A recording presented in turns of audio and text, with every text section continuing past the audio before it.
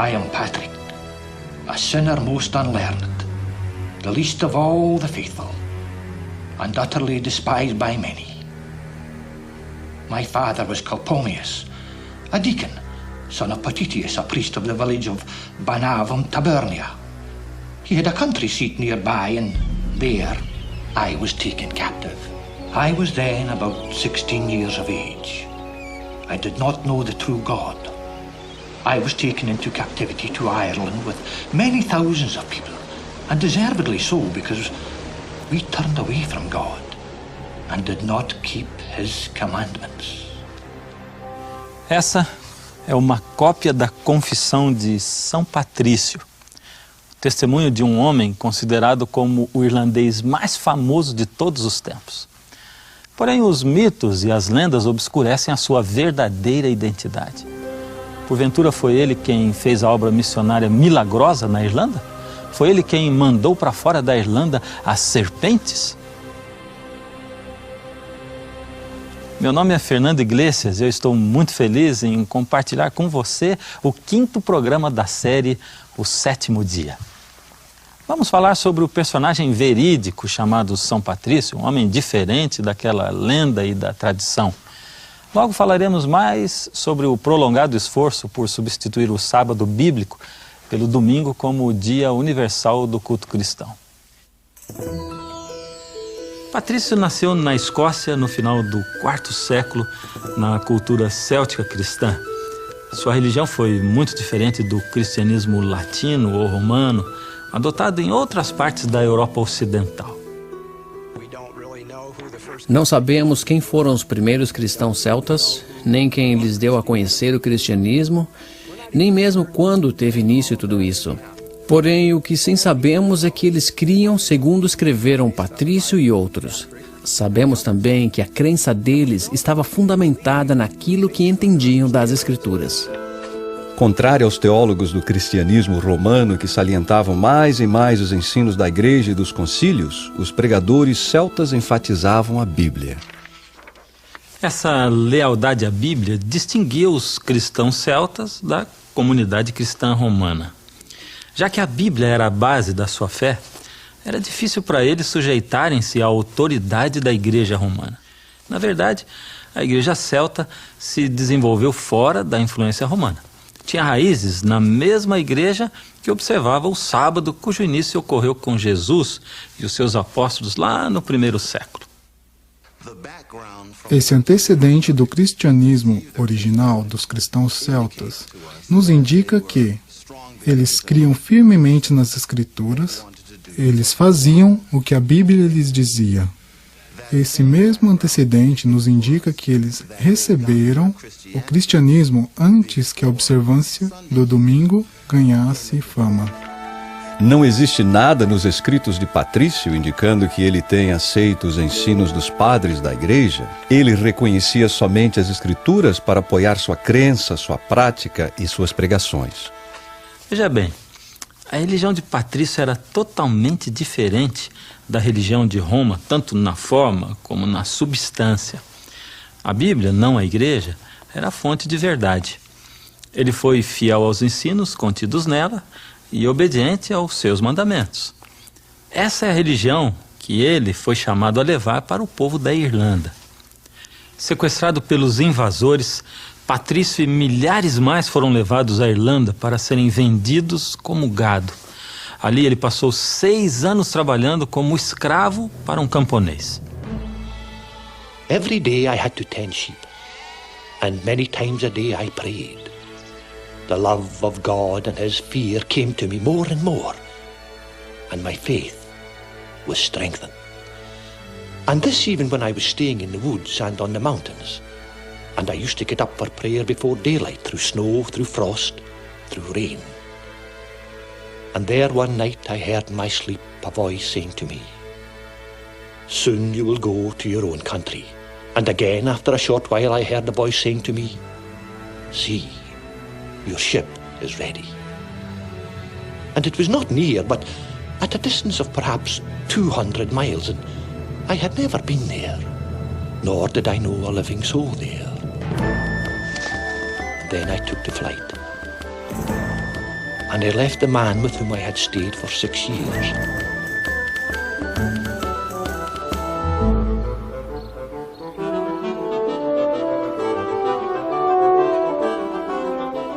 And I went in the strength of God, who directed my way to my good, and I feared nothing until I came to that ship.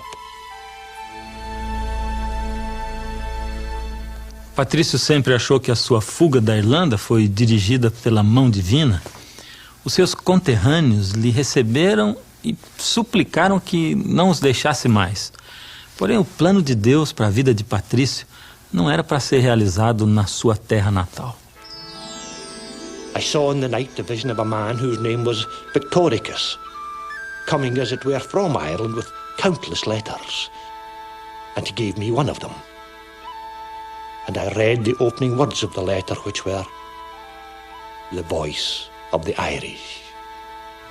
And as I read the beginning of the letter, I thought that at the same moment I heard their voice, and thus did they cry out as with one mouth, "We ask thee, boy, come and walk among us once more." Então, respondendo às vozes dos irlandeses, Patrício voltou à Irlanda. Ali, sua ocupação como pregador e instrutor lhe rendeu ao final o título de santo, colocando-o entre os missionários cristãos mais conhecidos do mundo. Mas um fato não muito conhecido é o seguinte: São Patrício observava o repouso do 7º dia. 2 séculos após a sua morte, seu biógrafo escreveu que todo o 7º dia Patrício e seu amigo Vitórico se reuniam para orar e confraternizar. Alguns historiadores até acreditam que o amigo especial de Patrício nos sábados era, na realidade, um anjo. Não precisamos depender apenas dos escritos nem das experiências de Patrício para entender a história da observância do 7º dia na Irlanda, pois suas antigas leis prevaleceram na história das tribos irlandesas por muitos anos, e essas leis estipulavam, entre outras coisas, que o povo devia guardar o repouso do 7º dia. Parece ter sido costume nas igrejas célticas primitivas guardar o sábado judaico, como um dia para descansar do trabalho. Obedeciam o 4º mandamento literalmente no 7º dia da semana. Enquanto a frouxidão a qual se diz ter prevalecido entre os celtas quanto à observância do dia do Senhor não pode ser desculpada, pode até um certo ponto ser explicada. O repouso do sábado judaico, 7º dia, continuou sendo considerado pelos cristãos primitivos como um dia de descanso, ao passo que o 1º dia da semana era observado como um dia de alegria em comemoração da ressurreição. À medida que a influência da religião romana ia crescendo, a mesma foi afetando gradualmente a prática sabática de alguns cristãos celtas nas Ilhas Britânicas. No início do 6º século já era comum que os crentes celtas santificassem tanto o sábado como o domingo. Assim ocorreu durante a vida do sucessor espiritual de Patrício, um irlandês chamado Colomba. Ele havia se formado em uma das escolas estabelecidas por Patrício. Nascido em 521, de uma família nobre, ele desistiu do trono da Irlanda e aceitou um chamado mais alto. Colomba estabeleceu sua base missionária na ilha rochosa de Iona. Ele e 12 amigos seus chegaram a esse posto remoto, navegando desde a costa oeste da Escócia em pequenas embarcações redondas feitas de peles de animais. Em Iona, Colomba fundou uma escola de treinamento para missionários, os quais levaram a mensagem cristã à Escócia e toda a Grã-Bretanha. Em relação à doutrina, ele era fiel às raízes cristãs célticas e guardava o sábado, o 7º dia, como dia de repouso. Enquanto se observava o domingo para honrar a ressurreição de Cristo, Colomba ensinava aos seus discípulos a observarem o sábado como igualmente sagrado. A maneira como ensinava a observar o sábado era que os seus seguidores fossem às margens da ilha Iona, meditassem na criação e nos assuntos de Deus, lessem as Escrituras e se fortalecessem espiritualmente neste santo dia. Colomba e seus irmãos missionários implantaram firmemente a religião cristã na Escócia. Os seus conversos resistiram à influência de Roma, onde o domingo era promovido como dia de culto.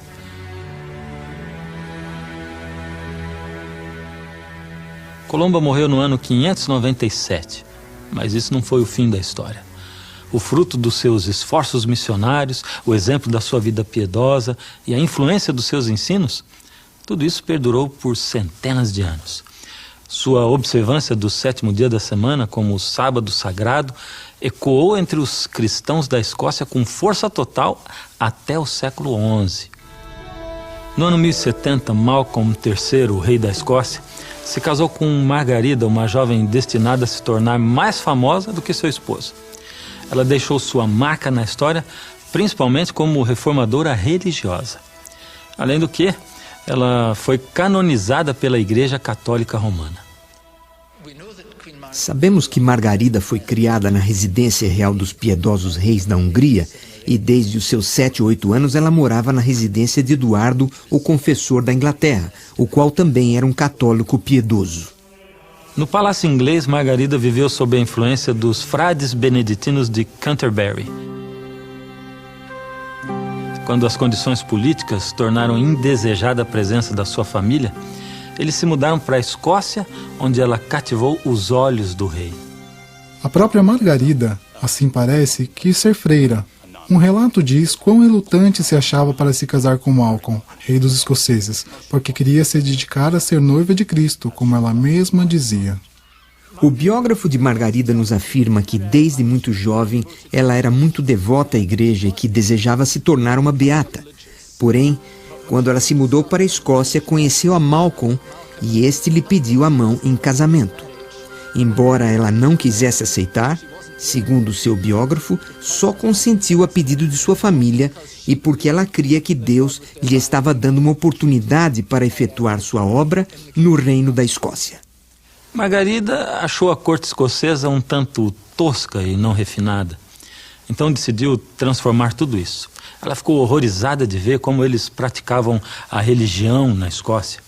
Muitos ainda observavam as doutrinas e tradições trazidas da Irlanda por Colomba, quase 5 séculos antes.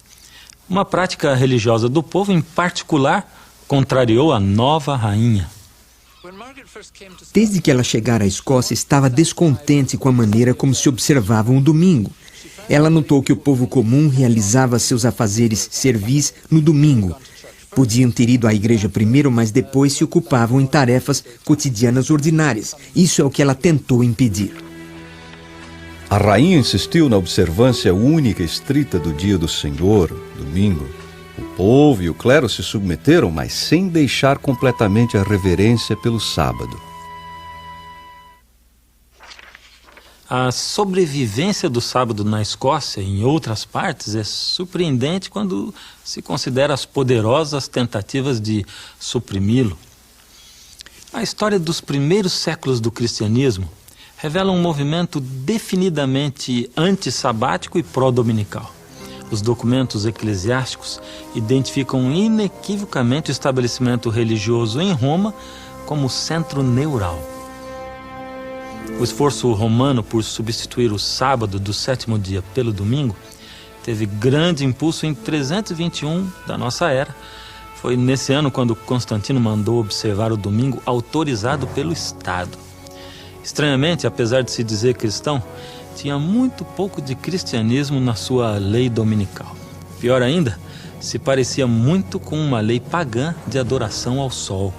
No venerável dia do sol, que os magistrados e o povo que moram nas cidades descansem e que as oficinas estejam fechadas. Com o imperador complacente no trono, os líderes da Igreja Romana ganharam autoridade e influência. Nos seus concílios, eles deram passos intrépidos para impor a observância do domingo e para insistir que o sábado do repouso bíblico fosse profanado. Algumas das ações deles tinham um gosto definitivamente antijudaico. Os cristãos não devem judaizar descansando no sábado, mas sim trabalhar nesse dia. E se puderem, devem honrar o dia do Senhor, domingo, descansando como cristãos. Se alguém for achado judaizando, seja anátema de Cristo.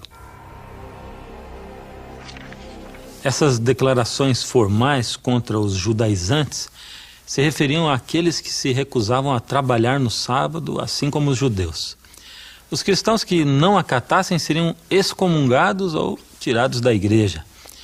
Esta posição extrema contra o santo dia de repouso, combinada com uma firme postura pró-domingo, passaram a ser os pilares dos ensinos da Igreja Católica. Em outras palavras, a mudança do sábado para o domingo se tornou a marca da autoridade papal. Gregório I foi papa de 590 a 604. Também conhecido como Gregório o Grande, ele foi um poderoso regente da Igreja de Roma. Efetivamente, ele reformulou o papado e influenciou o curso dos papas vindouros por vários séculos. Ele tomou uma posição radical contra o sábado bíblico.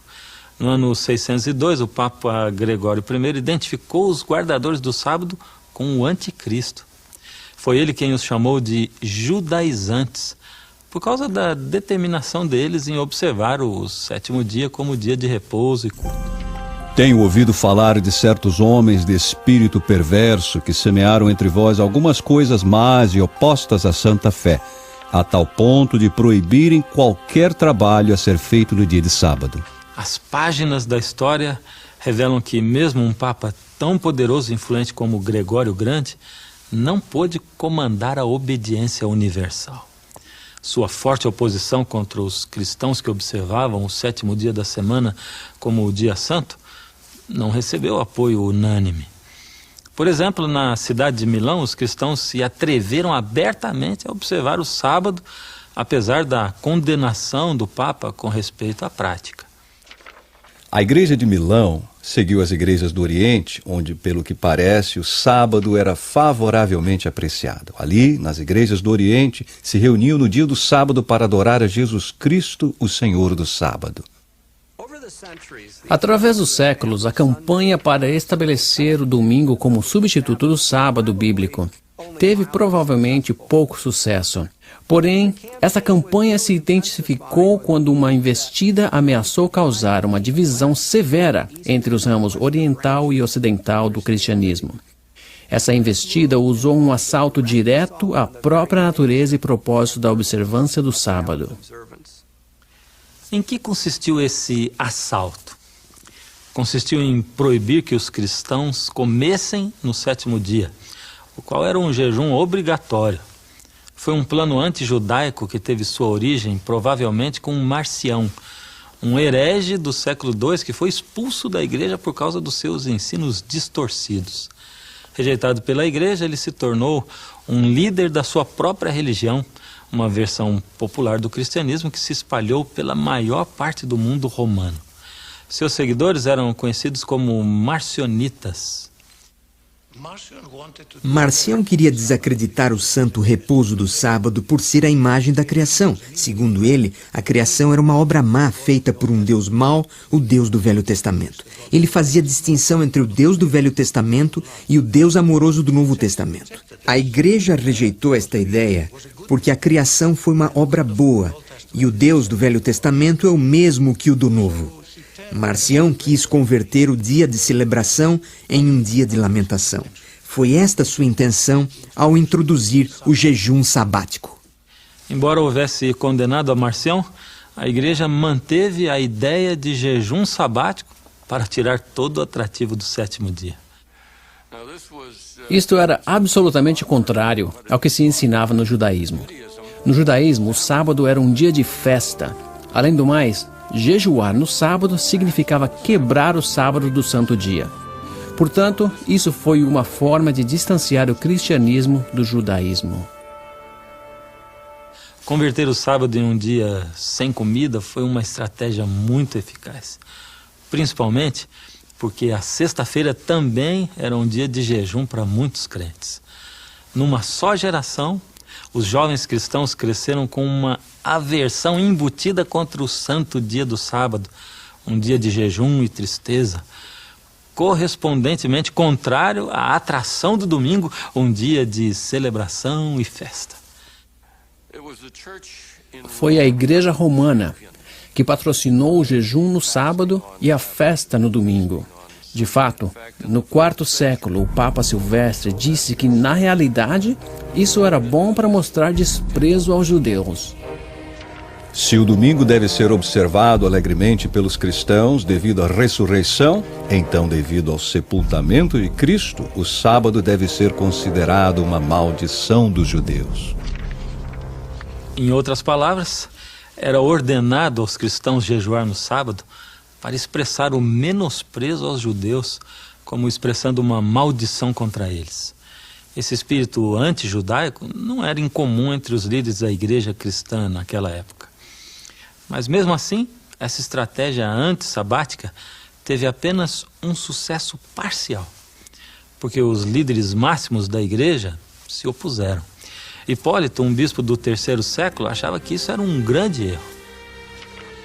Ainda alguns hoje mandam jejuar no sábado, do qual Cristo não falou nada, desonrando assim o Evangelho de Cristo.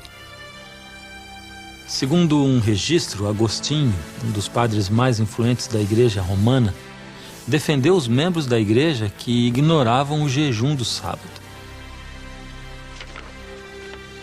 Alguns jejuam no sábado, outros não. Alguns tomam diariamente o corpo e sangue de Cristo, outros tomam nos dias marcados. Com respeito a estas e outras observâncias variáveis que podem ser cumpridas em qualquer lugar, tem-se a liberdade de cumpri-las ou não, baseado na escolha própria. E não há regra melhor para o cristão sábio e sério do que se ajustar à prática que ele achar sendo prevalente na igreja onde quer que ele assista. Para tal costume, se não for claramente contrário à fé ou à moral sensata, deve ser acatado como algo indiferente. No final, os líderes romanos alcançaram êxito em impor o jejum do sábado sobre os seus seguidores no mundo cristão ocidental. Porém, não se pode dizer o mesmo no tocante ao que aconteceu no Oriente, onde a influência ortodoxa era muito forte. Houve resistência do cristianismo oriental e a visão do sábado era muito diferente nesse meio. O jejum sabático não tem sentido para os ortodoxos, porque o sábado é um dia que marca a conclusão da criação e a consumação da redenção. De maneira que o sábado é um dia de celebração dupla e jamais pode ser ligado ao jejum ou lamento. O palco estava agora montado para uma grande batalha que duraria por muitos séculos. De fato, a discórdia sobre o jejum do sábado acabou desempenhando um papel-chave na quebra entre o cristianismo romano católico e o ortodoxo oriental por 900 anos. Mas a continuação de toda essa história dramática nós veremos quando voltarmos com o 6º programa da série O Sétimo Dia.